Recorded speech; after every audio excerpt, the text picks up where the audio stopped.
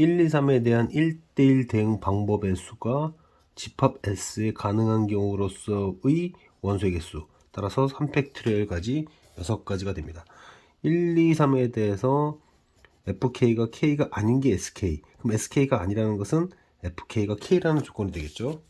이렇게 쓸 수 있겠습니다. 이거를 부정한다는 얘기니까 결국 이 뜻은 S1이 아니고 S2도 아니고 S3도 아니라는 얘기는 F1은 1이고 F2는 2고 F3은 3이라는 얘기로서 항등함수에 대한 얘기가 된다. 그 다음에 이 뜻이 뭐냐면 합성된 결과를 먼저 보시고 보지 마시고 H라는 1대1 대응, 즉 1대1 대응과 1대1 대응의 합성이니까 얘도 1대1 대응. 그런데 그게 항등함수가 되었다라는 것은 1사이클 바로 자기 자신에 대응되거나 아니면 한 번, 두 번, 세 번 돌아서 자기 자신의 원소로 가든가. 예를 들어서 1이 2로 갔다가 2가 3으로 갔다가 3이 1로 간다면 한 번, 두 번, 세 번 만에 자기 자신에 대응되는 거죠. 이렇게 3사이클의 방식으로 항등함수 되는 경우는 두 가지밖에 없습니다.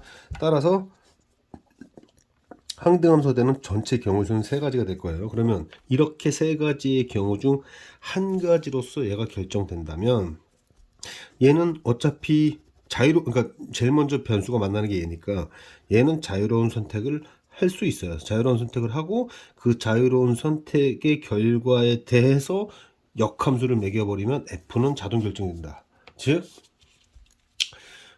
즉 얘는 세 가지가 있고 얘는 자유로운 6가지가 있으며 그것에 의해 F가 자동 결정된다. 이렇게 해석을 하면 되고요. 그 다음 문제는 조금 복잡합니다. 조금 복잡한데 F5는 갈 곳이 정해졌습니다. 자, 여기서 그 다음에 조건을 보면은 FF4 이런 게 있어요. 결과적으로 계속 얘가 활용이 될 텐데 F4 얘는 반드시 4가 되면 안 됩니다.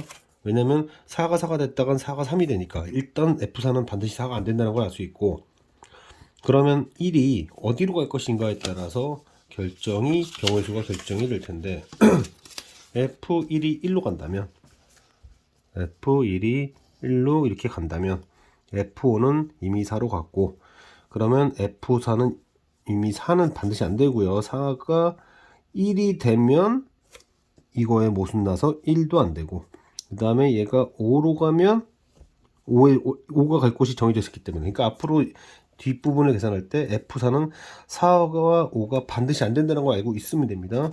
그러면 될 수 있는 거라고는 2와 3이 있겠죠. 그래서 F4가 2라면 F2는 3이 되면서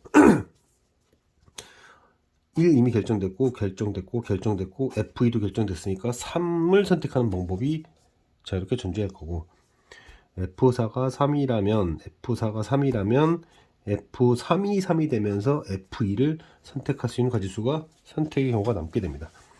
F1이 2라면 2는 반드시 1로 가야 됩니다. 그러면서 F4가 될 수 있는 것은 F4는 1은 안 되죠. 2도 안 됩니다. F4가 2면 2가 갈 곳이 정해졌으니까 이건 당연히 안 되는 거죠.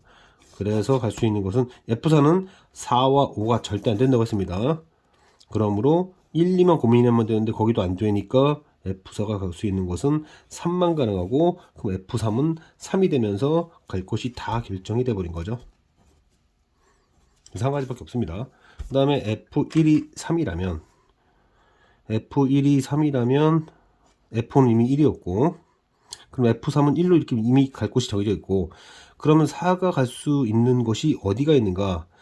F4가 3이 되면 안 됩니다. 3이 갈 곳도 정해져 있었으니까 그러니까 갈 곳이 1 아니면 2예요. 1 아니면 2입니다. 그래서 F4가 1이라면 F1, 3 뭐 이미 결정했던 거죠. 그러니까 2는 선택이 안 돼 있으니까 자유로운 뭐 제약이 없죠.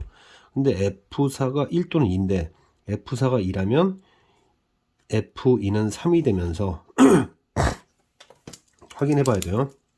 자, 1은 3으로 갔고 그 다음에 3은 1로 갔고 얘는 이미 갔고 그 다음에 F4가 2를 가버리면 F2는 3이 되면서 선택권이 없게 되는 한 가지밖에 없다.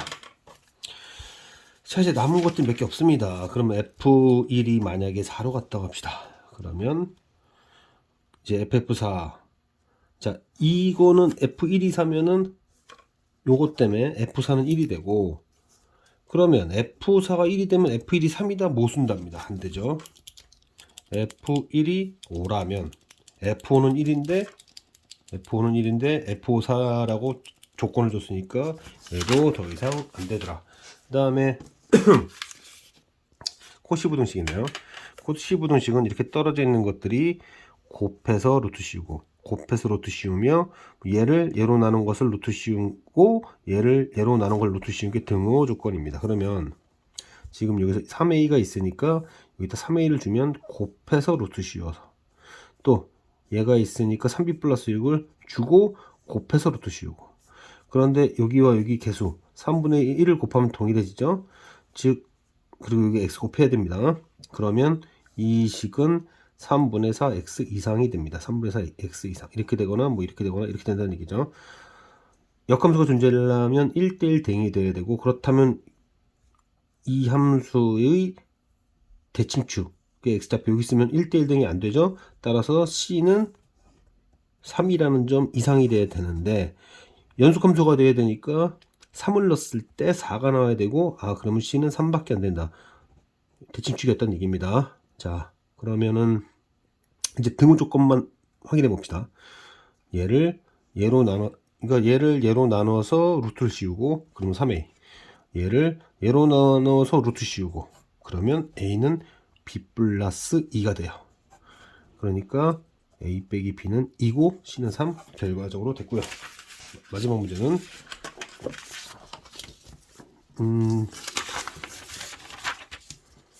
자, 마지막 문제는 주차 시간이 60분 미만일 때는 1,000원. 주차 시간을 x라고 그러고 주차 요금을 y라고 합시다. 이러면 1,000원. 그런데 이제 x 빼기 60이 0 이상이고 20분 미만이면 거기에 500원이 붙어요. 다시 20분 이상이 되고 40분 미만이 되면 500 곱하기 2가 되니까, 지금 보니까 여기에다가 이게 계속 따라간다는 걸 알 수 있죠.